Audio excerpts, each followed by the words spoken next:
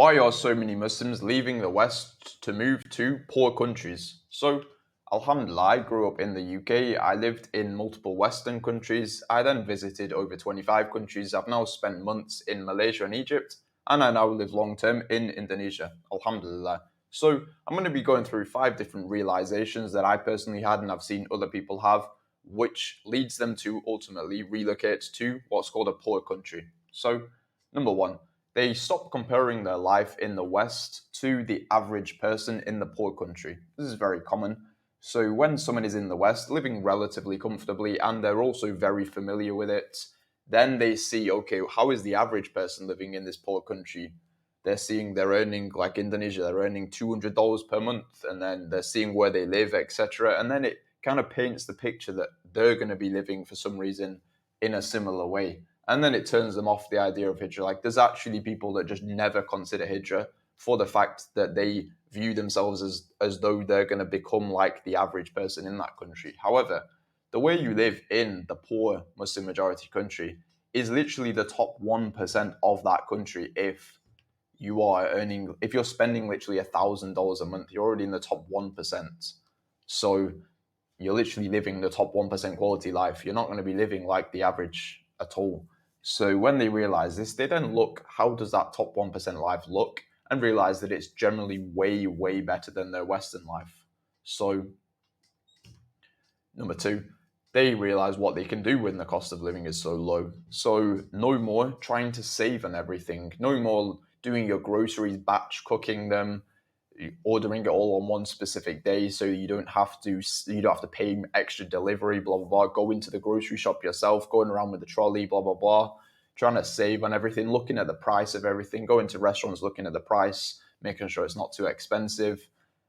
Just generally so much sort of mental energy being spent on trying to save everything, but you actually can move to the Muslim majority country and generally spend without looking at the prices for basically everything. Gross, obviously within reason, like the groceries, going to restaurants, etc. You don't really have to look at the price on anything, and that does a lot more than you would realize. Like mentally, that does so much when you're not having this mental energy being spent, and I find that to be very, very beneficial. So personally, I spend about $1,100 per month for 2 people living in Indonesia. That is eating a lot of meat every single day. I don't hold back on spending, and it's a big home, alhamdulillah. So the reason I mention that is just because you don't have to be trying to save on anything anymore. You can actually just spend. So it's a very, very good thing, alhamdulillah.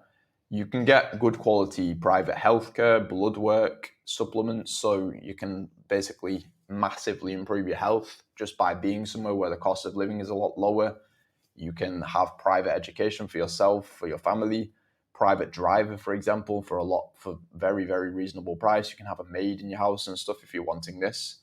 So yeah, very, very big benefits. So yeah, then they make online income. So because the cost of living is so low, the amount you actually have to make is just so much less than in the West. So generally people are going to stay in jobs, etc. in the West because they need like 3-4K to quit their job. Like they're not able to quit their job with an online business or online stream of income until they've made like 3-4K. So then they're stuck in the job. And when they're stuck in the job, they can't even make the online income. But when everything is so much lower, you only have to get to the point of like $1,000 per month within your online business or your online income to live a very good life in most of these Muslim majority poor countries, supposedly. To live a very good life, like you actually can you can live decently on about $500 a month. So yeah, this means you can make hijrah faster ultimately. So you can make hijrah a lot quicker if the barrier to entry is a lot lower compared to if you're going to go to Saudi Arabia, where you're going to probably have a more expensive visa, more expensive way of life, the UAE, etc. But if you go to what's called the poor Muslim majority countries, you can make it a lot faster. If you are a native English speaker as well from the West, you would probably feel confident, you probably do, that you could get to $1,000 a month, like in an emergency. If your business stopped, for example, if you're going to be planning to come with some form of online business, coaching online, something along these lines, you're probably going to be quite confident that you could get $1,000 per month income if need be. And a lot of places, like just having English as your mother tongue, generally can get you to that $1,000 a month quite easily. And you probably have a lot of other backups. You could just be some English speaking admin, etc. if you ever needed that as a backup. So it is a good sort of safety net that your cost of living can be just ridiculously low. And even if you had to pull it down right to the bottom, you could live on like $200 as the average person here. Like the average in Indonesia, like I mentioned, is earning $200 a month. So if you like, you'd be confident you can at least earn $200 a month. Like you're not going to just become homeless. Is the point on that? Inshallah. So yeah, then the other side of it is if you have a business, like you're doing all right in business, you're making a few K, maybe you're making over 10K a month, and you can grow a lot faster because your costs of living is so much lower. You can then reinvest. If your costs to live a good life, all you need is $1,000, you can then invest way more back into your business, and then you're naturally going to have faster growth.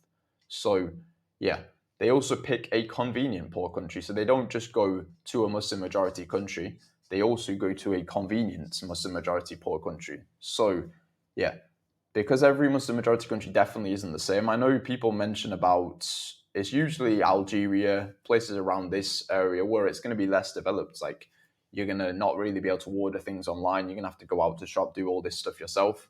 But if you pick a convenience one, which I personally found Indonesia and Malaysia to be so convenient, so convenient. So you can order everything online. You can have taxis show up basically like within 5-10 minutes. All the apps, they're so convenient. So I find Indonesia and Malaysia just they're ridiculously convenient. Yeah, and all they have all the foods that you would eat back home. I know there's definitely some Muslim majority countries where you wouldn't have access to any of the food from back home. So if that's something you value, then you have that. Many Muslim majority countries they actually have most of their food internally, which is a really good thing. So Alhamdulillah, it's a lot fresher and a lot cheaper. Like Indonesia's huge, such a huge country, so most of the food is internal, which means the prices are a lot lower and a lot fresher. So yeah, they also realized that the iman boost of moving to a Muslim majority country, even if it's poor, even if there is less convenience, which there actually isn't, but they realized that the iman boost is just better than anything. Having the adhan out loud every single prayer and waking up to it is just, it's so good. It's so good. Almost everyone around you is a Muslim as well. It's also so good. You and your family can go out visibly Muslim and it's just the norm. You're not feeling weird going out in a thobe, people looking at you like you're in a dress or something. Masjid everywhere. There's always going to be a masjid. You go to the hospital, the dentist, there's a place to pray. Restaurant, there's a place to pray within there. There's masjids on every street, basically. Halal food is just everywhere. You're not having to ask, is this food halal? And then they're looking at you like you're weird and stuff like this. Islamic values been the norm, is huge benefits. Not seeing alcohol, drugs, gambling, etc. in public, not seeing all this stuff. Lower cost of living can also equal less time working, which then you can have more time for ibadah, more time for worship. Just by having lower cost of living, you can literally do more worship. So there's so many benefits to it. Alhamdulillah, I found these to be the 5 sort of biggest realizations of why people make hijrah. So yeah, inshallah, you will make hijrah if you've not already.